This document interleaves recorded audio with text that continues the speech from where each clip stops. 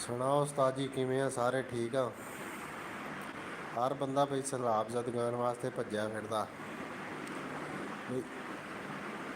ਤਾਂ ਵਿਚਾਰੇ ਡੁੱਬ ਗਏ ਜਿਹਨਾਂ ਨੇ ਡੁੱਬਣਾ। ਤਾਂ ਕਸ਼ਤੀਆਂ ਵਾਲੇ ਦੇਖ ਲਓ, 50-50 ਹਜ਼ਾਰ, ਲੱਖ ਲੱਖ, 4-4 ਲੱਖ ਰੁਪਏ ਕਿਰਾਇਆ ਲੈਂਦੇ ਪਏ ਆ। 10-10 ਹਜ਼ਾਰ ਰੁਪਏ ਕਿਰਾਇਆ ਯਾਰ। ਸਾਡੀ ਹਕੂਮਤ ਸਿਰਫ ਤਸਵੀਰਾਂ ਖਿਚਵਾਉਣ ਤੱਕ। ਸਾਡੀ ਪੁਲਿਸ ਫਿਰ ਕਹਿੰਦੇ ਜੀ ਪੁਲਿਸ 'ਤੇ ਤਨਕੀਦ ਨਹੀਂ ਕਰਨੀ ਚਾਹੀਦੀ। ਪੁਲਿਸ ਜਿਹੜੀ ਹੈ ਨਾ, ਇਹ ਜਾਨਾਂ ਕੁਰਬਾਨ ਕਰਦੀ ਆ। ਅੱਛਾ ਵੀ ਤੁਸੀਂ ਥਣ ਫੜਦੇ ਆ ਉੱਥੇ, ਜਦੋਂ 10-10 ਹਜ਼ਾਰ ਰੁਪਏ ਪ੍ਰਾਈਵੇਟ ਕਸ਼ਤੀਆਂ ਵਾਲੇ ਲੈਂਦੇ ਪਏ ਹੁੰਦੇ ਆ। ਠੀਕ ਆ, ਕਿਸੇ ਵੀ ਮੁਲਕ 'ਚ ਇਹੋ ਜਿਹੇ ਸਾਨੇ ਹੋਣ ਤਾਂ ਉਸ ਮੁਲਕ ਦੇ ਲੋਕ ਇੱਕ ਦੂਏ ਦੀ ਭਲਾਈ ਲਈ ਕੰਮ ਕਰਦੇ ਆ। ਤੁਹਾਡੇ ਤੋਂ ਤਾਂ ਮੁਸਲਮਾਨਾਂ ਤੋਂ ਤਾਂ ਚੰਗੇ ਯਹੂਦੀ ਆ, ਮੁਸਲਮਾਨਾਂ ਤੋਂ ਤਾਂ ਚੰਗੇ ਤੁਹਾਡੇ ਈਸਾਈ ਆ। ਗੈਰ ਮਜ਼ਹਬ ਦੇ ਲੋਕ ਬੜੇ ਅੱਛੇ ਆ ਇਸ ਹਿਸਾਬ ਨਾਲ। ਤਾਂ ਫਿਰ ਅਤੇ ਤੁਸੀਂ ਕਾਹਦੇ ਮੁਸਲਮਾਨ ਆ? ਉਹ ਯਹੂਦੀਆਂ ਪਿੱਛੇ ਤੁਸੀਂ ਲੜਾਈ, ਯਹੂਦੀ ਵੀ ਆਪਣੀ ਕੌਮ ਲਈ ਖੜ੍ਹੇ ਹੋ ਜਾਂਦੇ ਆ, ਤੁਸੀਂ ਤਾਂ ਫਿਰ ਮੁਸਲਮਾਨ ਆ। ਤੁਹਾਨੂੰ ਸ਼ਰਮ ਵੀ ਨਹੀਂ ਆਉਂਦੀ ਹੈਗੀ ਯਾਰ। ਫਿਰ ਕਹਿੰਦੇ ਜੀ ਸਾਡੇ ਇਹ ਹੁਣ ਪੁਲਿਸ ਵਾਲੇ ਆ ਵੀ ਤੁਸੀਂ ਉਹਨਾਂ ਇਲਾਕਿਆਂ 'ਚ ਤੁਹਾਡੀ ਡਿਊਟੀ ਲੱਗੀ ਹੋਈ। ਇੱਕ ਇਲਾਕੇ ਦਾ SHO ਹੁੰਦਾ, ਉਹਨੂੰ ਆਪਣੇ ਇਲਾਕੇ ਦਾ ਪਤਾ ਹੁੰਦਾ। ਉਹਦੇ ਵਿੱਚ ਕੋਈ ਪ੍ਰਾਈਵੇਟ ਕਸ਼ਤੀਆਂ, ਕੋਈ ਲੋਕਾਂ ਕੋਲ ਹਜ਼ਾਰਾਂ ਦੀ ਤਾਦਾਦ 'ਚ ਕਸ਼ਤੀਆਂ ਕੋਈ ਨਹੀਂ ਵੀ ਜਿਨ੍ਹਾਂ ਨੂੰ ਉਹ ਮੋਨੀਟਰ ਨਹੀਂ ਕਰ ਸਕਦੇ ਹੈਗੇ, ਜਿਨ੍ਹਾਂ ਨੂੰ ਉਹ ਦੇਖ ਨਹੀਂ ਸਕਦੇ ਹੈਗੇ। ਈਵਨ ਸਾਡੇ ਸਰਕਾਰੀ ਅਹਿਲਕਾਰ ਵੀ ਕਸ਼ਤੀਆਂ ਵਿੱਚ ਬਹਿ ਕੇ ਕਿਰਾਏ ਮੰਗਦੇ ਆ ਲੋਕਾਂ ਤੋਂ, ਕਿਉਂਕਿ ਇਹਨਾਂ ਦੀ ਪੂਰੀ ਨਹੀਂ ਨਾ ਪੈਂਦੀ। ਵਿਚਾਰੇ ਗਰੀਬ ਹੁੰਦੇ ਆ, ਯਤੀਮ ਹੁੰਦੇ ਆ, ਮਸਕੀਨ ਹੁੰਦੇ ਆ। ਇਹਨਾਂ ਨੇ ਲਾਅ ਐਂਡ ਆਰਡਰ ਕਿਆ, ਇਹਨਾਂ ਨੇ ਉਹ ਜਿਹੜਾ ਨਾ ਸਹੀ ਕਰਨਾ ਹੁੰਦਾ, ਜਿਹੜੇ ਆਪ ਕਰਪਟ ਲੋਕ ਹੋਣ। ਇੱਥੇ ਬੰਦਾ ਕਿਹੜੇ ਕਿਹੜੇ ਬੰਦੇ ਨੂੰ ਰੋਵੇ?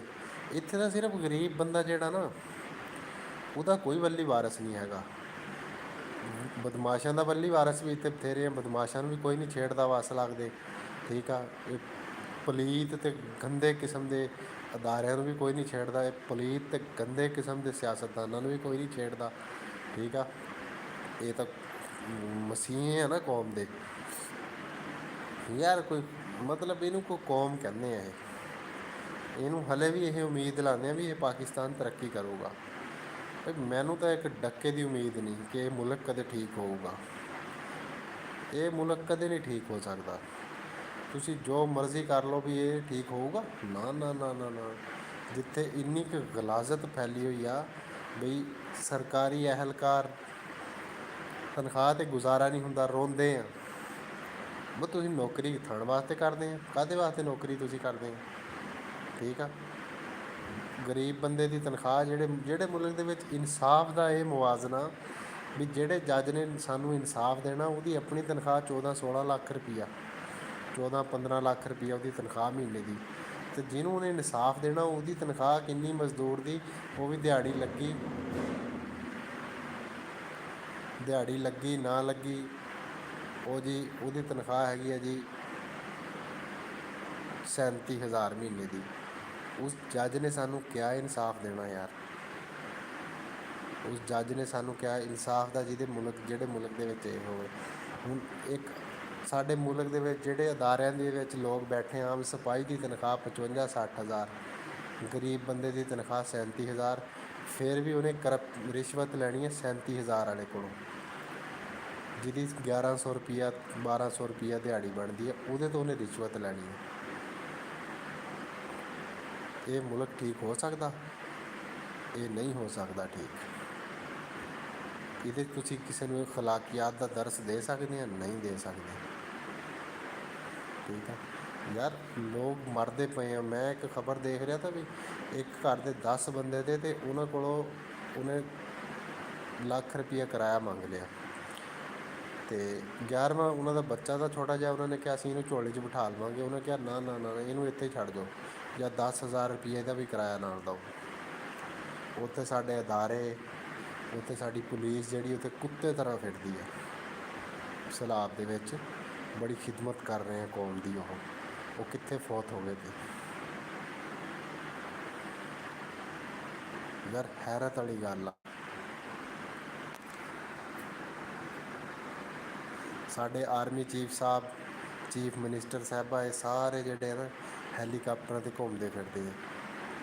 ਹਾਲਾਂਕਿ ਇਹਨਾਂ ਨੂੰ ਤਾਂ ਇੰਨੀ ਸ਼ਰਮ ਕਰਨੀ ਚਾਹੀਦੀ ਹੈ ਵੀ ਇਹ ਉੱਥੋਂ ਜਿੱਥੋਂ ਚੱਲਣ, ਇਹ ਉੱਥੋਂ ਲੋਕਲ ਬੱਸ 'ਤੇ ਚੱਲਣ। ਬਾਕੀ ਜਿੰਨਾ ਖਰਚਾ ਉਹ ਸਾਰਾ ਸਲਾਬ ਜ਼ਦਗਾਨ ਨੂੰ ਡੋਨੇਟ ਕਰ ਦੇਣ। ਇਹਨਾਂ 'ਚ ਇੰਨੀ ਅਖਲਾਕੀ ਜ਼ਰੂਰਤ ਹੀ ਕੋਈ ਨਹੀਂ। ਉਹ ਹੈਲੀਕਾਪਟਰਾਂ ਵੀ ਤੁਸੀਂ ਥਣ ਫੜਦੇ ਫਿਰਦੇ ਆ ਉੱਤੇ, ਲੋਕ ਥੱਲੇ ਡੁੱਬੇ ਆ, ਤੁਸੀਂ ਉੱਤੇ ਤੇ ਦੌਰੇ ਕਰਕੇ ਤੁਸੀਂ ਕਿਆ ਲੈ ਲੈਣਾ? ਤੁਹਾਡੀ ਕਿਹੜੀ ਨਜ਼ਰ ਨੇ ਕੰਮ ਕਰ ਲੈਣਾ ਵੀ ਪਾਣੀ ਭਰੇ ਹੋ ਜਾਣਾ? ਤੁਸੀਂ ਕੋਈ ਇੰਤਜ਼ਾਮੀ ਮਾਮਲਾਤ ਚੈੱਕ ਕਰੋ ਜਿਹੜੇ ਕਿ ਤੁਸੀਂ ਨਹੀਂ ਚੈੱਕ ਕਰਦੇ। ਜਦ ਪਤਾ ਆਵਾਮ ਨੂੰ ਤਕਲੀਫ ਕਿਆ ਹੁੰਦੀ ਹੈ, ਜਦ ਇਹਨਾਂ ਲੋਕਾਂ ਦਾ ਦੌਰਾ ਹੁੰਦਾ ਨਾ, ਸਾਰੀ ਮੈਨੇਜਮੈਂਟ ਲੱਗੀ ਹੁੰਦੀ ਇਹਨਾਂ ਦੇ ਪ੍ਰੋਟੋਕੋਲ 'ਤੇ, ਠੀਕ ਆ, ਇਹਨਾਂ ਨੂੰ ਬਰੀਫਿੰਗ ਦੇਣ ਦੇ ਚੱਕਰਾਂ 'ਚ। ਪਿੱਛੇ ਗਰੀਬ ਰੁਲ ਜਾਵੇ, ਮਰ ਜਾਵੇ, ਉਹ ਕੋਈ ਮਸਲਾ ਨਹੀਂ ਹੈਗਾ। ਇਹ ਬਾਦਸ਼ਾਹਾਂ ਦੇ ਪ੍ਰੋਟੋਕੋਲ 'ਚ ਫ਼ਰਕ ਨਾ ਪੈ ਜਾਵੇ, ਇਹਨਾਂ ਦੀ ਬਰੀਫਿੰਗ ਦੇ ਵਿੱਚ ਫ਼ਰਕ ਨਾ ਪੈ ਜਾਵੇ। ਇਹ ਮੁਲਕ ਆ ਵੀ ਤੁਸੀਂ ਦੌਰਾ ਕਰਦੇ ਆ। ਮੈਂ ਦੇਖਿਆ ਨਾ ਬਹੁਤ ਮੁਖਤਲਿਫ ਜਗ੍ਹਾ 'ਤੇ ਜਦੋਂ ਇਹਨਾਂ ਦੇ ਵਿਜ਼ਿਟ ਹੁੰਦੇ ਆ, ਸਾਰੀ ਮੈਨੇਜਮੈਂਟ ਇੱਥੇ ਲੱਗੀ ਹੁੰਦੀ ਹੈ ਵੀ ਇਹਨਾਂ ਦਾ ਜਿਹੜਾ ਦੌਰਾ ਜਿਹੜਾ ਨਾ ਉਹ ਕਾਮਯਾਬ ਹੋਵੇ, ਲੋਕ ਦੇਖਣ, ਇਹਨਾਂ ਨੂੰ ਬਰੀਫਿੰਗ ਮਿਲੇ, ਕਿਸੇ ਚੀਜ਼ 'ਚ ਮਿਸਟੇਕ ਨਾ ਹੋ ਜਾਵੇ, ਠੀਕ ਆ। ਉੱਥੇ ਵੀ ਤੁਸੀਂ ਉਹ ਆਮ ਆਵਾਮ ਵਾਸਤੇ ਅਜ਼ਾਬ ਬਣ ਜਾਂਦਾ ਇਹਨਾਂ ਦਾ ਦੌਰਾ। ਆਮ ਆਵਾਮ ਦੀ ਭਲਾਈ ਦਾ ਕੰਮ ਨਹੀਂ ਹੁੰਦਾ, ਉਹ ਅਜ਼ਾਬ ਬਣੇ ਹੁੰਦਾ ਆਵਾਮ ਲਈ, ਠੀਕ ਆ। ਇਹ ਨਾ ਅਦਾਰੇ ਸਾਡੇ ਆ, ਨਾ ਸਾਡੇ ਲਈ ਇਹ ਭਲਾਈ ਲਈ ਕੋਈ ਕੰਮ ਕਰ ਸਕਦੇ ਆ, ਨਾ ਅਸੀਂ, ਮੈਂ ਤਾਂ ਕਮ ਅਜ਼ ਕਮ ਨਹੀਂ ਸਮਝਦਾ ਵੀ ਇਹ ਮੁਲਕ ਤਰੱਕੀ ਕਰੂਗਾ ਕਦੇ। ਇਸ ਮੁਲਕ ਦੇ ਵਿੱਚ ਜਿਹਦੀ ਲਾਠੀ ਉਹਦੀ, ਜਿਹਦੀ ਭੈਂਸ ਉਹਦੀ ਲਾਠੀ, ਬਸ ਇੱਥੇ ਉਹ ਕਾਨੂੰਨ ਆ ਅਤੇ ਇਹ ਨਹੀਂ ਬਦਲ ਸਕਦਾ, ਅਸੀਂ ਇਹਨੂੰ ਬਦਲ ਨਹੀਂ ਸਕਦੇ ਹੈਗੇ। ਇਹ ਜਿਹੜਾ ਸਾਨੂੰ, ਮੈਂ ਮੁਖਤਲਿਫ ਲੋਕਾਂ ਤੋਂ ਦੇਖਿਆ, PTI ਦੇ ਲੋਕ ਵੀ ਫਰਮਾ ਰਹੇ ਆ ਵੀ ਇਹ ਅੱਲਾ ਦਾ ਅਜ਼ਾਬ ਆਇਆ, ਕੁਦਰਤੀ ਆਫਤ ਆ। ਤੁਸੀਂ ਕਿਸ ਤਰ੍ਹਾਂ ਕਹਿ ਸਕਦੇ ਆ ਸੈਲਾਬ ਕੁਦਰਤੀ ਆਫਤ ਆ? ਕਿਉਂਕਿ ਤੁਸੀਂ ਕਰਪਸ਼ਨ ਕੀਤੀ ਆ ਨਾ ਹਰ ਮਾਮਲੇ 'ਚ। ਦਰਿਆਈ ਰਸਤਿਆਂ 'ਤੇ ਤੁਸੀਂ ਲੋਕਾਂ ਨੂੰ ਕਾਸ਼ਤਾਂ ਕਰਾਈਆਂ, ਦਰਿਆਈ ਰਸਤਿਆਂ 'ਤੇ ਤੁਸੀਂ ਕਲੋਨੀਆਂ ਬਣਵਾਈਆਂ, ਠੀਕ ਆ ਬਈ। ਤੁਹਾਡੇ 'ਚ ਇੰਨੀ ਅਕਲ ਹੀ ਕੋਈ ਨਹੀਂ। ਇਹ ਕੁਦਰਤੀ ਆਫਤ ਨਹੀਂ ਹੈਗੀ, ਤੁਹਾਡੀ ਮਿਸਮੈਨੇਜਮੈਂਟ ਆ। ਮਿਸਮੈਨੇਜਮੈਂਟ ਦੀ ਵਜ੍ਹਾ ਨਾਲ ਇੰਨੇ ਲੋਕ ਮਰ ਰਹੇ ਆ। ਇਸ ਪਾਸੇ ਕੋਈ ਵੀ ਨਹੀਂ ਆਉਂਦਾ ਹੈਗਾ। ਕੁਦਰਤੀ ਆਫਤ ਕਹਿ ਕੇ ਲੋਕਾਂ ਨੂੰ ਜੀ ਠੰਡਾ ਕਰ ਦਿੰਦੇ ਆ ਵੀ ਲੋਕ ਜਿਹੜੇ ਆ ਨਾ, ਲੋਕ ਜ਼ਾਹਿਰ ਜਿਹੀ ਗੱਲ ਆ, ਜਿਹੜੇ ਮੁਲਕ ਤਲੀਮ ਹੈ ਹੀ ਨਹੀਂ। ਸਾਡੀ ਕੋਈ ਡਿਗਰੀ ਦੇਖ ਲਓ, ਕੋਈ ਮੰਨੀ ਜਾਂਦੀ ਹੈ ਕਿਧਰੇ ਵੀ ਨਹੀਂ ਮੰਨੀ ਜਾਂਦੀ ਸਾਡੀ ਕੋਈ ਡਿਗਰੀ। ਤਲੀਮ ਹੀ ਕੋਈ ਨਹੀਂ ਜਿਹੜੇ ਮੁਲਕ ਦੇ ਵਿੱਚ, ਉੱਥੇ ਆਵਾਮ ਨੇ ਇਹੀ ਸਮਝਣਾ ਵੀ ਕੁਦਰਤੀ ਤੌਰ 'ਤੇ ਅਜ਼ਾਬ ਆ ਗਿਆ। ਇਹ ਭਾਈ ਕੁਦਰਤੀ ਤੌਰ 'ਤੇ ਅਜ਼ਾਬ ਨਹੀਂ ਆਇਆ, ਇਹ ਮਿਸਮੈਨੇਜਮੈਂਟ ਆ। ਨਾ ਤੁਸੀਂ ਕੋਈ ਡੈਮ ਬਣਾਉਣ ਜੋਗੇ, ਨਾ ਤੁਸੀਂ ਦਰਿਆਈ ਰਸਤੇ ਕਲੀਅਰ ਕਰਨ ਜੋਗੇ, ਅਤੇ ਤੁਸੀਂ ਕਿਹੜੇ ਚੱਕਰ 'ਚ ਲੱਗੇ ਹੋਏ ਆ? ਤੁਸੀਂ ਕਿਵੇਂ ਕਹਿ ਸਕਦੇ ਆ ਕੁਦਰਤੀ ਆਫਤਾਂ ਇਹ? ਆਕਸਫੋਰਡ ਦੇ ਪੜ੍ਹੇ ਹੋ ਬੰਦੇ ਨੂੰ ਤਾਂ ਭੀਖ ਮੰਗੇ ਮੁਲਕ ਦੇ ਵਿੱਚ ਉਹ ਨਹੀਂ ਚਲਾ ਸਕਦਾ, ਉਹਨੂੰ ਤਾਂ ਸਮਝ ਨਹੀਂ ਆਉਂਦੀ ਹੈਗੀ ਇਸ ਚੀਜ਼ ਦੀ। ਅਜੀਬ ਮੁਲਕ ਆ ਇੱਥੇ। ਮਤਲਬ ਸਭ ਤੋਂ ਪਹਿਲੀ ਗੱਲ ਦੇਖ ਲਓ ਵੀ ਜਿੱਥੇ ਜਿਹੜੀਆਂ ਅਦਾਲਤਾਂ ਨੇ ਸਾਨੂੰ ਇਨਸਾਫ ਦੇਣਾ, ਉਹਨਾਂ ਜੱਜਾਂ ਦੇ ਪ੍ਰੋਟੋਕੋਲ ਦੇਖੋ, ਉਹਨਾਂ ਜੱਜਾਂ ਦੀ ਸਹੂਲੀਅਤ ਦੇਖੋ, ਉਹਨਾਂ ਜੱਜਾਂ ਦੀਆਂ ਤਨਖਾਹਾਂ ਦੇਖੋ, ਅਤੇ ਇੱਕ ਗਰੀਬ ਬੰਦੇ ਨੂੰ ਜਿਹਨੂੰ ਉਹਨਾਂ ਨੇ ਇਨਸਾਫ ਦੇਣਾ, ਉਹਦੀ 37,000 ਤਨਖਾਹ, ਉਹਨੇ ਤੁਹਾਡੀਆਂ ਫਾਈਲਾਂ ਕੰਪਲੀਟ ਕਰਾਉਣੀਆਂ, ਵਕੀਲ ਰੱਖਣਾ, ਉਹਨੇ ਹਰ ਸ਼ੈ ਕਰਨੀ ਹੈ ਵੀ ਲਾਰਡ ਸਾਹਿਬ ਹੋਣਾ ਦਾ ਪ੍ਰੋਟੋਕੋਲ। ਵਕੀਲ, ਜਿਹੜੇ ਮੁਲਕ ਦੇ ਵਿੱਚ ਇਨਸਾਫ ਲੈਣ ਵਾਸਤੇ ਵਕੀਲ ਦੀ ਲੋੜ ਹੋਵੇ, ਉਸ ਮੁਲਕ ਦਾ ਕਿਆ ਹਾਲ ਹੋਊਗਾ, ਠੀਕ ਆ। ਕੋਈ ਕੇਸ ਦਾਇਰ ਕਰਨਾ ਹੋਵੇ ਨਾ ਭਾਈ ਸੁਪਰੀਮ ਕੋਰਟ 'ਚ, 10-12 ਕਾਪੀਆਂ ਇੱਕ ਫਾਈਲ ਦੀਆਂ ਬਣਦੀਆਂ। ਆਮ ਬੰਦਾ ਤਾਂ ਨਹੀਂ ਕਰ ਸਕਦਾ ਭਈ, ਮੇਰੀ ਤਾਂ ਜ਼ਰੂਰਤ ਨਹੀਂ ਹੈਗੀ ਮੈਂ 10-12 ਕਾਪੀਆਂ ਜਿਹੜੀਆਂ ਨੇ ਕੋਈ 15-20 ਹਜ਼ਾਰ ਦੀਆਂ ਫੋਟੋ ਕਾਪੀਆਂ ਕਰਾ ਕੇ 10-12 ਕਾਪੀਆਂ ਬਣਵਾਵਾਂ ਇੱਕ ਕਾਗਜ਼ ਦੀਆਂ। ਅਗਰ ਮੇਰਾ 400 ਕਾਗਜ਼ ਆ ਅਤੇ ਮੈਂ 10-12 ਜਿਹੜੀਆਂ ਨਾ ਕਾਪੀਆਂ ਬਣਵਾਵਾਂ, ਬਣਾ ਕੇ ਅਤੇ ਮੈਂ 400 ਕਾਗਜ਼ ਨੂੰ ਦੇਖ ਲਓ, 12 ਨਾਲ ਜ਼ਰਬ ਦੇ ਲਓ, ਠੀਕ ਆ। 4800 ਪੇਪਰ ਦੀ ਮੈਂ ਕਾਪੀ ਤਾਂ ਨਹੀਂ ਕਰਾ ਸਕਦਾ, ਮੇਰੇ ਕੋਲ ਤਾਂ ਇੰਨੇ ਪੈਸੇ ਨਹੀਂ ਹੈਗੇ ਭਈ। ਗਰੀਬ ਬੰਦੇ ਕੋਲ 37,000 ਕਮਾਉਣ ਵਾਲੇ ਕੋਲ ਕਿੰਨੇ ਕੁ ਪੈਸੇ ਹੋਣੇ ਵੀ ਸੁਪਰੀਮ ਕੋਰਟ 'ਚ ਕੇਸ ਦਾਇਰ ਕਰੇ, ਸੁਪਰੀਮ ਕੋਰਟ ਦਾ ਵਕੀਲ ਰੱਖ ਸਕੇ, ਠੀਕ ਆ। ਅਤੇ ਇੱਥੇ ਇਹ ਇਨਸਾਫ ਦਾ ਮਿਆਰ ਆ। ਇਸ ਚੀਜ਼ ਨੂੰ ਕਿਸੇ ਚੀਫ ਜਸਟਿਸ ਨੇ ਸਹੀ ਨਹੀਂ ਕੀਤਾ। ਚੀਫ ਜਸਟਿਸ ਤੁਰੇ ਹੁੰਦੇ ਸਾਡੇ ਡੈਮ ਬਣਾਉਣ ਨੂੰ, ਡੈਮ ਬਣਾਉਣਾ ਇਹਨਾਂ ਦਾ ਕੰਮ ਨਹੀਂ ਹੈਗਾ। ਚੀਫ ਜਸਟਿਸ ਸਾਡੇ ਤੁਰੇ ਹੁੰਦੇ ਹਸਪਤਾਲਾਂ ਦਾ ਨਿਜ਼ਾਮ ਚੈੱਕ ਕਰਨ ਨੂੰ, ਵੀ ਤੁਹਾਡਾ ਜਿਹੜਾ ਕੰਮ ਆ ਨਾ, ਤੁਸੀਂ ਇਹ ਪ੍ਰੋਸੈਸ ਸਹੀ ਕਰੋ ਵੀ ਗਰੀਬ ਬੰਦਾ ਵੀ ਸੁਪਰੀਮ ਕੋਰਟ 'ਚ ਆ ਸਕੇ। ਸਾਡਾ ਨਿਜ਼ਾਮ ਹੀ ਇਹੋ ਜਿਹਾ ਬਣਾਇਆ ਵੀ ਅਸੀਂ ਹੁਣ ਮੈਨੂੰ ਦੇਖੋ, ਮੇਰੇ ਅਗਰ ਕੇਸ ਦੀ ਫਾਈਲ 400 ਪੇਜ ਦੀ ਆ, 12 ਫਾਈਲਾਂ ਮੈਂ ਬਣਵਾਉਣੀਆਂ ਅਤੇ 4800 ਪੇਜ ਮੈਂ ਕਾਪੀ ਕਰਵਾਉਣਾ ਵਾ। ਠੀਕ ਆ। ਮੇਰੇ ਕੋਲ ਭਾਈ ਇੰਨੇ ਪੈਸੇ ਹੋਣਗੇ ਤਾਂ ਮੈਂ ਜਾ ਕੇ ਫੋਟੋਕਾਪੀ ਕਰਾ ਕੇ ਕੇਸ ਦਾਇਰ ਕਰਾਊਂਗਾ ਨਾ। ਫਿਰ ਰਜਿਸਟਰਾਰ ਨੂੰ ਉਰੇ ਪਰੇ ਫਲਾਣਿਆਂ ਨੂੰ ਪੈਸੇ ਦੇ ਦਵਾ ਕੇ, ਮੇਰੇ ਕੋਲ ਪੈਸੇ ਹੋਣਗੇ ਤਾਂ ਮੈਂ ਜਾ ਕੇ ਉੱਥੇ ਆਪਣੀ ਫਰਿਆਦ ਸੁਣਾਊਂਗਾ ਇਹਨਾਂ ਲੋਕਾਂ ਨੂੰ। ਇਹ ਮਸਲੇ ਆ ਮੇਰਾ ਭਾਈ, ਇਹ ਸਾਨੂੰ ਇਨਸਾਫ ਦੇਣਾ ਇਹਨਾਂ ਨੇ। ਇਹ ਜਿੰਨੇ ਵੀ ਲੋਕ ਆ ਨਾ, ਇਹ ਆਪਣੇ ਆਪ ਨੂੰ ਬੜੇ ਉਹ ਸਮਝਦੇ ਵੀ ਅਸੀਂ ਪਤਾ ਨਹੀਂ ਮੁਲਕ ਸਿਰ 'ਤੇ ਚੱਕੇ ਹੋਇਆ, ਮੁਲਕ ਦੀ ਬਰਬਾਦੀ ਕੀਤੀ ਹੋਈ ਹੈ। ਠੀਕ ਆ। ਸਾਡੀ ਕੋਈ ਸੁਣਨ ਵਾਲਾ ਕੋਈ ਨਹੀਂ ਹੈਗਾ। ਇਹ ਸਮਝਦੇ ਹਾਂ ਵੀ ਅਸੀਂ ਟੀਵੀਆਂ 'ਤੇ ਬਹਿ ਕੇ ਅਤੇ ਉਰੇ ਪਰੇ ਤਕਰੀਰਾਂ ਕਰਕੇ ਅਸੀਂ ਜਿਹੜਾ ਨਾ ਸਮਝਦੇ ਵੀ ਕੌਮ ਜਿਹੜੀ ਹੈ ਨਾ, ਅਸੀਂ ਕੌਮ ਨੂੰ ਸਿਰ 'ਤੇ ਚੱਕਿਆ, ਇਸ ਮੁਲਕ ਨੂੰ ਸਿਰ 'ਤੇ ਚੱਕੇ ਆ। ਹੁਣ ਮੈਨੂੰ ਦੱਸੋ ਵੀ ਅਗਰ ਸਾਡੇ ਮੁਲਕ 'ਤੇ ਕਰਜ਼ਾ ਵੀ ਹਰ ਛੋਟਾ ਤੋਂ ਛੋਟਾ ਪੈਦਾ ਹੁੰਦਾ ਬੱਚਾ 2.5 ਲੱਖ ਦਾ ਮਕਰੂਜ਼ ਆ, 2.5-3 ਲੱਖ ਦਾ ਮਕਰੂਜ਼ ਬਣਦਾ ਨਾ ਆਬਾਦੀ ਦੇ ਹਿਸਾਬ ਨਾਲ। ਮੇਰਾ ਅਗਰ ਬੱਚਾ ਕੱਲ੍ਹ ਜੰਮਿਆ ਅਤੇ ਉਹਨੇ 2.5 ਲੱਖ ਰੁਪਈਆ ਤਾਂ ਨਹੀਂ ਖਾ ਲਿਆ ਹੈ, ਉਹਦੇ ਵਾਸਤੇ ਤਾਂ ਹਸਪਤਾਲ 'ਚ ਕੋਈ ਸਹੂਲਤ ਪੈਦਾ ਨਹੀਂ ਹੋਈ। ਹਸਪਤਾਲ 'ਚ ਗਏ, ਦਵਾਈਆਂ ਜੇਬ 'ਚੋਂ ਲਈਆਂ, ਆਪਰੇਸ਼ਨ ਦੇ ਪੈਸੇ ਲੈਦਾ, ਨਰਸਾਂ ਡਾਕਟਰਾਂ ਨੂੰ ਮਿਠਾਈਆਂ ਦੇ ਉਰੇ ਪਰੇ ਪੈਸੇ ਲੈਦਾ। ਠੀਕ ਆ। ਉਹ 2.5-3 ਲੱਖ ਦਾ ਮਕਰੂਜ਼ ਕਿਉਂ ਆ? ਕੋਈ ਸੜਕ ਬਣੀ ਸੀ ਬਈ ਉਹ ਜੀ, ਕੋਈ ਰੈੱਡ ਕਾਰਪੇਟ ਵਿਛ ਗਿਆ ਤਾਂ ਵੀ ਬੱਚਾ ਪੈਦਾ ਹੋਇਆ, ਇਹਨੇ ਰੈੱਡ ਕਾਰਪੇਟ 'ਤੇ ਜਿਹੜਾ ਨਾ ਟਰਾਲੀ 'ਚ ਪਾ ਕੇ ਇਹਨੂੰ ਘਰ ਤੱਕ ਲੈ ਕੇ ਜਾਣਾ। ਫਿਰ ਤਾਂ ਸਮਝ ਆਉਂਦੀ ਹੈ ਸਾਨੂੰ ਵੀ 2.5-3 ਲੱਖ ਦਾ ਮਕਰੂਜ਼ ਹੈ। ਤੁਸੀਂ ਇਹ ਸਮਝ ਲਓ ਵੀ ਮੈਂ 2.5-3 ਲੱਖ ਦਾ ਮਕਰੂਜ਼ ਕਿਉਂ ਆ? ਕੋਈ ਮੇਰੇ ਲਈ ਸੜਕ ਬਣੀ ਆ, ਕੋਈ ਰੈੱਡ ਕਾਰਪੇਟ ਵਿਛਿਆ, ਕੋਈ ਹੈਲੀਕਾਪਟਰ ਨੇ ਮੈਨੂੰ ਸਹੂਲਤ ਦਿੱਤੀ ਹੈ। ਮੈਨੂੰ ਕੀ ਦਿੱਤਾ ਕਿ ਵੀ ਤੁਸੀਂ ਅਗਰ ਬਾਹਰ ਦੇ ਮੁਲਕਾਂ ਤੋਂ ਕਰਜ਼ੇ ਲਏ ਆ ਤਾਂ IMF ਤੋਂ ਕਰਜ਼ੇ ਲਏ ਤਾਂ ਗੌਰਮੈਂਟ ਨੇ ਲਏ ਆ। ਸਾਡੀ ਭਲਾਈ ਲਈ ਕੋਈ ਕੰਮ ਨਹੀਂ ਹੋਇਆ ਉਹਦੇ 'ਤੇ। ਠੀਕ ਆ। ਅਤੇ ਅਸੀਂ ਕਿਸ ਚੀਜ਼ ਦੇ ਮਕਰੂਜ਼ ਹਾਂ? ਅਸੀਂ ਕਿਉਂ ਟੈਕਸ ਦੇਈਏ ਤੁਹਾਨੂੰ ਹਰ ਗਲਤ ਚੀਜ਼ ਦੇ ਵਿੱਚ? ਅਸੀਂ ਕਿਸ ਤਰ੍ਹਾਂ ਮਕਰੂਜ਼ ਆ ਤੁਹਾਡੇ ਭਾਈ? ਪੈਸੇ ਖਾ ਗਿਆ, ਸ਼ਹਿਬਾਜ਼ ਸ਼ਰੀਫ ਖਾ ਗਿਆ, ਨਵਾਜ਼ ਸ਼ਰੀਫ ਖਾ ਗਿਆ, ਆਰਮੀ ਚੀਫ ਖਾ ਗਿਆ, ਫਲਾਣਾ ਟਮਕਾਣਾ ਜਿਹੜਾ ਵੀ ਖਾ ਗਿਆ ਭਾਈ, ਉਹਨਾਂ ਤੋਂ ਲਓ, ਉਹਨਾਂ ਨੂੰ ਫੜੋ। ਤੁਸੀਂ ਆਵਾਮ ਨੂੰ ਕਿਉਂ ਜ਼ਲੀਲ ਕੀਤੇ ਆ? ਅਸੀਂ ਲਏ ਆ ਕਰਜ਼ੇ, ਜਾਂ ਅਸੀਂ ਤੁਹਾਨੂੰ ਕਿਹਾ ਤਾਂ ਵੀ ਤੁਸੀਂ ਕਰਜ਼ੇ ਲਓ, ਲੈ ਕੇ ਮੋਟਰਵੇ ਬਣਾਓ, ਆਹ ਸੜਕਾਂ ਬਣਾ ਕੇ ਸਾਡੇ 'ਤੇ ਸਾਨ ਚਾੜੋ। ਮੋਟਰਵੇ ਤੁਸੀਂ ਬਣਾਇਆ ਗਰੀਬ ਆਵਾਮ ਲਈ ਤਾਂ ਨਹੀਂ ਬਣਾਇਆ ਹੈਗਾ। ਗਰੀਬ ਆਵਾਮ ਤਾਂ ਉਹ ਪੁਰਾਣੀਆਂ ਕਟਾਰਾਂ ਬੱਸਾਂ 'ਤੇ ਜਿਹੜੇ ਮੋਟਰਵੇ 'ਤੇ ਟੂਲ ਪਲਾਜ਼ਾ ਬਚਾਉਂਦੇ, ਜਿਹੜਾ ਨਾ ਥੱਲੋਂ ਜਾਂਦੇ ਆ ਕੱਚੇ ਰੋਡਾਂ ਤੋਂ, ਉਹਨਾਂ ਬੱਸਾਂ 'ਤੇ ਸਫ਼ਰ ਕਰਦੇ ਆ ਗਰੀਬ ਬੰਦੇ ਤੋਂ। ਗਰੀਬ ਬੰਦੇ ਨੂੰ ਤੁਹਾਡੇ ਕਾਹਦੇ ਮੋਟਰਵੇ ਦਾ ਫਾਇਦਾ? ਮੋਟਰਵੇ ਤੁਹਾਡੇ ਵਾਸਤੇ ਵੀ ਤੁਸੀਂ ਲਾਹੌਰੋਂ ਇਸਲਾਮਾਬਾਦ 1 ਘੰਟੇ 'ਚ ਜਾਣਾ ਵਾ, ਸੜਕ ਸਹੀ ਹੋਵੇ, ਖੱਡੇ ਨਾ ਲੱਗਣ, ਉਹ ਤਾਂ ਤੁਹਾਡੇ ਵਾਸਤੇ ਆ, ਸਾਡੇ ਵਾਸਤੇ ਥੋੜ੍ਹੀ ਆ। ਜਾਂ ਸਾਡਾ ਕੋਈ ਗਰੀਬ ਬੰਦੇ ਦੀ ਕੋਈ ਫਸਲ ਹੋਵੇ ਵੀ ਜਿਹੜੀ ਮੰਡੀਆਂ ਤੱਕ ਪਹੁੰਚਣੀ ਆ, ਅਤੇ ਉਹਦੇ ਵਾਸਤੇ ਤੁਸੀਂ ਰਸਤਾ ਕੋਈ ਬਣਾਇਆ, ਉਹੀ ਟੁੱਟੇ ਭੱਜੇ ਰਸਤੇ ਅਸੀਂ ਕੋਈ ਆਪਣੇ ਖੇਤਾਂ 'ਚੋਂ ਗੱਡੀ ਨਹੀਂ ਕਢਾ ਸਕਦੇ ਹੈਗੇ। ਠੀਕ ਆ। ਅਤੇ ਸਾਡੇ ਲਈ ਤੁਸੀਂ ਕੀ ਬਣਾਇਆ ਵੀ ਅਸੀਂ ਮਕਰੂਜ਼ ਹਾਂ?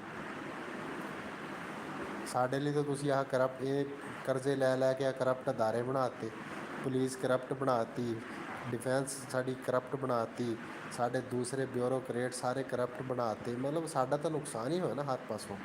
ਫਾਇਦਾ ਕਿਹਦਾ ਹੋਇਆ? ਫਾਇਦਾ ਤੁਹਾਡੇ ਹੁਕੂਮਤ ਦਾ ਹੋਇਆ, ਸਾਡਾ ਤਾਂ ਕੋਈ ਫਾਇਦਾ ਨਹੀਂ ਹੋਇਆ ਇਹਦੇ 'ਚ।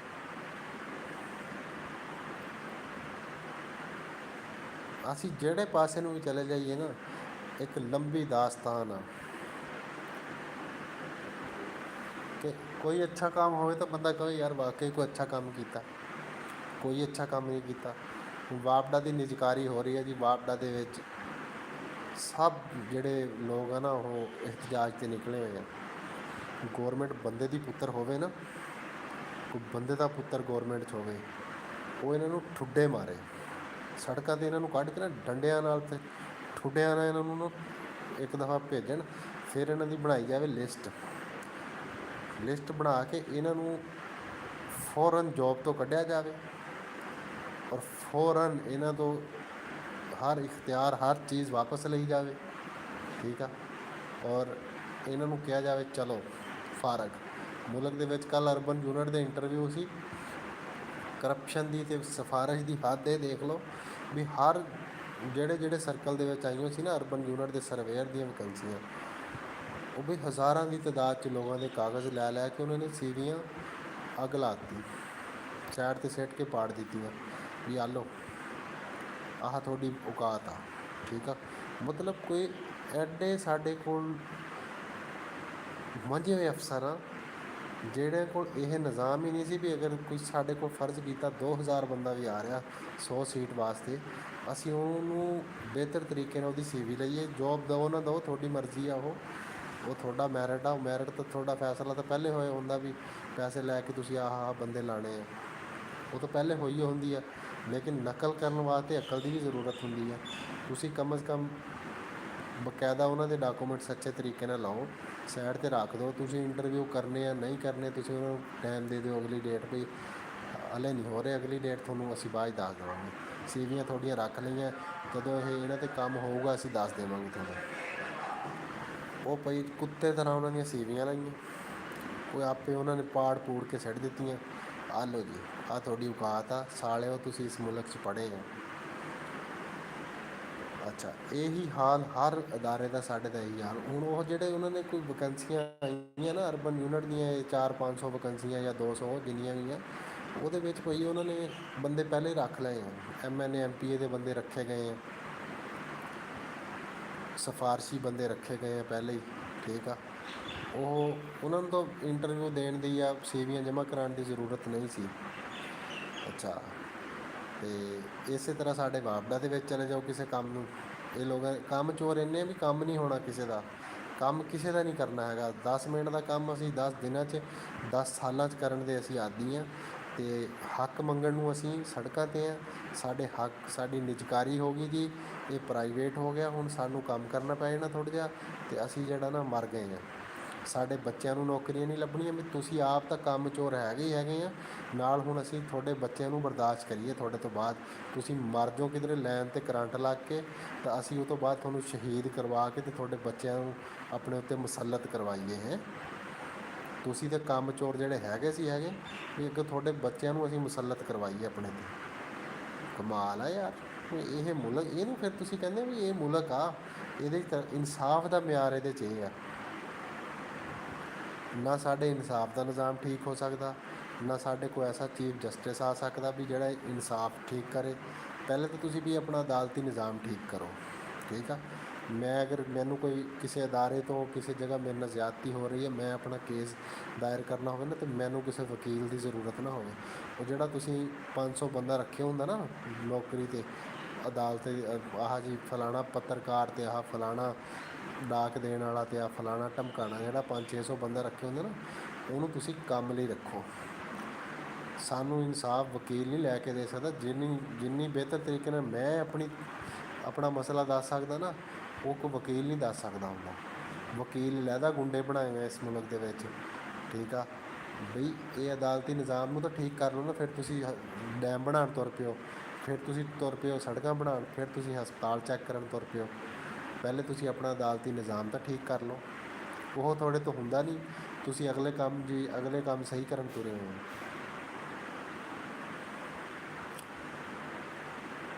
ਇਸ ਮੁਲਕ ਦਾ ਮਸਲਾ ਹੀ ਇਹ ਹੈ ਨਾ ਕਿ ਮੇਰਾ ਜਿਹੜਾ ਕੰਮ ਆ ਮੈਂ ਉਹ ਨਹੀਂ ਕਰਨਾ, ਮੈਂ ਅਗਲੇ 'ਤੇ ਜਾ ਕੇ ਕੰਮ 'ਚ ਉਂਗਲੀ ਦੇਣੀ ਹੈ ਵੀ ਅਗਲਾ ਠੀਕ ਨਹੀਂ ਕਰਦਾ। ਮੈਂ ਆਪਣਾ ਨਹੀਂ ਦੇਖਣਾ ਵੀ ਮੇਰਾ ਠੀਕ ਹੋਇਆ ਕਿ ਨਹੀਂ ਹੋਇਆ, ਮੈਂ ਆਪਣਾ ਕੰਮ ਬਿਹਤਰ ਤਰੀਕੇ ਨਾਲ ਕੀਤਾ ਨਹੀਂ, ਮੈਂ ਇਹ ਚੀਜ਼ ਨਹੀਂ ਦੇਖਣੀ। ਮੈਂ ਇਹ ਜ਼ਰੂਰ ਦੇਖਣਾ ਵੀ ਹਾਂ ਬਈ ਇਹ ਹੋ ਗਿਆ ਜੀ।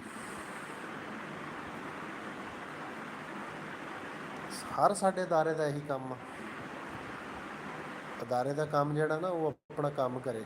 ਹੁਣ ਜਿਵੇਂ ਵਾਪਡਾ ਪ੍ਰਾਈਵੇਟ ਹੋ ਰਿਹਾ, ਉਹਨਾਂ ਦਾ ਕੰਮ ਕਰਨ ਆਪਣਾ ਬਸ।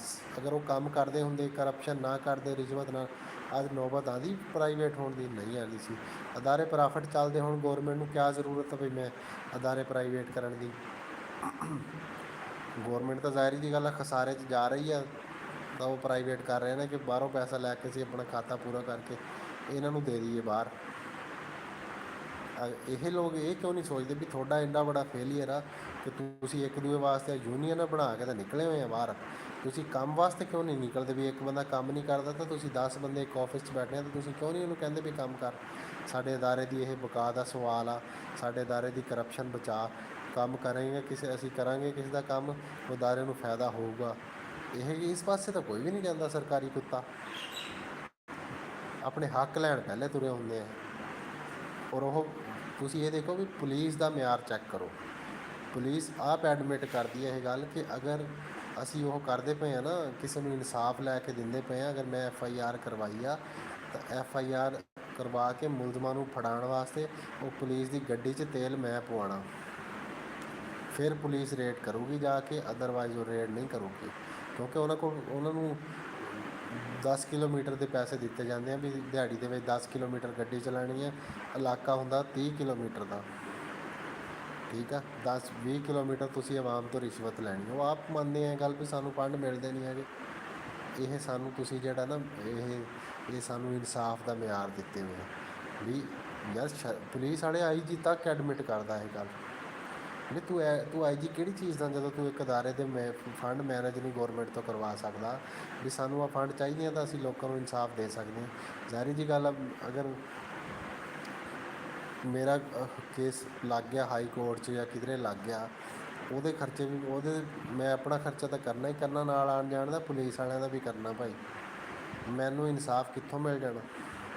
ਜਾਂ ਮੇਰਾ ਕੇਸ ਕਿਸ ਤਰ੍ਹਾਂ ਤੁਸੀਂ ਜਿਹੜਾ ਪਹਿਲੀ ਜਿਹਦੀ ਬੇਸ ਹੀ ਕਰਪਸ਼ਨ 'ਤੇ ਹੋ ਗਈ, ਉੱਥੇ ਮੈਨੂੰ ਤੁਸੀਂ ਕਿਹਾ, ਮੈਂ ਚਾਹੇ ਸੱਚਾ ਵੀ ਹੋਵਾਂ ਅਤੇ ਮੈਂ ਕਰਪਸ਼ਨ ਪਹਿਲੀ ਬੇਸ 'ਤੇ ਹੀ ਹੋ ਗਈ ਮੇਰੇ ਨਾਲ, ਜਾਂ ਮੈਂ ਕਰ ਲਈ, ਤਾਂ ਮੈਨੂੰ ਇਨਸਾਫ ਕਿੱਥੋਂ ਲੱਭਣਾ?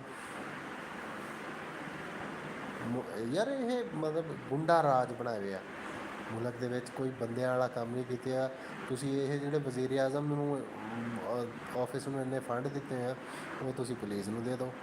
ਵਜ਼ੀਰ ਆਜ਼ਮ ਥੋੜਾ ਅਮੀਰ ਆ, ਪਹਿਲੇ ਜੇਬ 'ਚੋਂ ਨਹੀਂ ਲਾ ਸਕਦਾ ਉਹ ਤਾਂ ਕਹਿੰਦਾ ਜੀ ਮੈਂ ਕੌਮ की खिदमत के लिए जा रहा हूँ। कौम की खिदमत में जेब 'ਚੋਂ ਕਰ ਲਾ ਭਾਈ। ਤੂੰ ਐਡਾ ਜ਼ਹੀਨ ਤਾਂ ਹੈ ਨਹੀਂ ਵੀ ਤੂੰ ਸਾਡੇ 'ਤੇ ਅਹਿਸਾਨ ਕਰੇ। ਤੂੰ ਨਾ ਅਹਿਲ ਤੁਸੀਂ ਲੋਕ ਆ। ਵਜ਼ੀਰ ਆਜ਼ਮ ਜਿਹੜਾ ਵੀ ਆ ਜਾਵੇ, ਜਿਹੜੀ ਮਰਜ਼ੀ ਪਾਰਟੀ ਦਾ ਆ ਜਾਵੇ, ਨਾ ਅਹਿਲ ਹੁੰਦੇ ਆ ਲੋਕ ਵੀ ਤੇ ਇੰਨਾ ਤੇਰੇ 'ਚ ਅਹਿਲੀਅਤ ਦਾ ਮਿਆਰ ਨਾ ਲੈਣ ਨਾ ਦੇਣ, ਤੂੰ ਸਾਡੇ 'ਤੇ ਅਹਿਸਾਨ ਕਾਹਦਾ ਕਰਨ ਲੱਗੇ? ਹਾਂ ਤੂੰ ਇੰਜੋਏ ਕਰਨੀ ਆ, ਤੂੰ ਆਪਣੇ ਪੈਸੇ ਨਾ ਕਰ ਲਾ।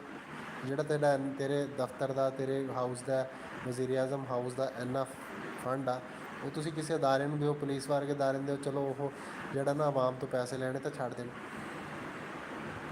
ਇਹ ਗਲਤੀਆਂ ਕੋਈ ਨਹੀਂ ਉਹ ਕਹੇਗਾ ਵੀ ਅਸੀਂ ਇਸ ਤਰ੍ਹਾਂ ਮੈਨੇਜ ਕਰ ਸਕਦੇ ਹਾਂ। ਜ਼ਾਹਿਰ ਜੀ ਗੱਲ, ਕੋਈ ਅਹਿਲ ਬੰਦਾ ਹੋਏ ਸਾਡੇ ਅਦਾਰਿਆਂ ਦੇ ਹੈਡ ਜਿੰਨੇ ਵੀ ਕੋਈ ਅਹਿਲ ਹੋਊਗਾ ਤਾਂ ਇਸ ਮਸਲੇ ਦੇ ਬਾਰੇ ਸੋਚੂਗਾ ਨਾ ਬਈ ਅਸੀਂ ਫਲਾਣੀ ਜਗ੍ਹਾ ਤੋਂ ਫੰਡ ਕੱਟ ਕਰਕੇ ਇਹਨਾਂ ਅਦਾਰਿਆਂ ਨੂੰ ਦਈਏ ਤਾਂ ਕਿ ਕੰਮ ਸਹੀ ਹੋਵੇ।